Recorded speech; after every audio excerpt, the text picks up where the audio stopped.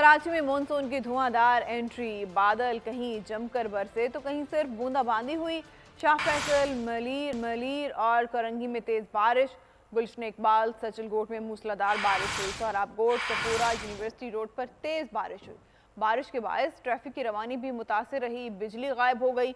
महकमा मौसमियात के मुताबिक बारिश का सिलसिला 10 जुलाई तक जारी रहेगा।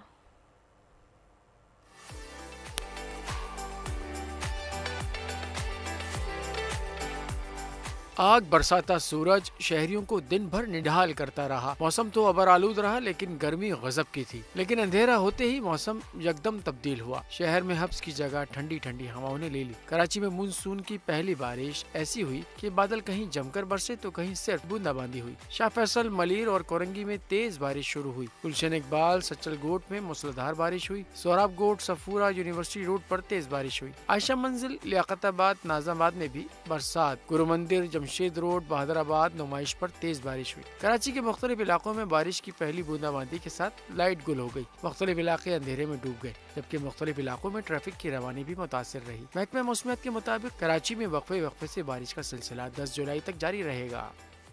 और कराची में बारिश का ये स्पेल 9 जुलाई तक जारी रह सकता है। बारिश वक्फे से जारी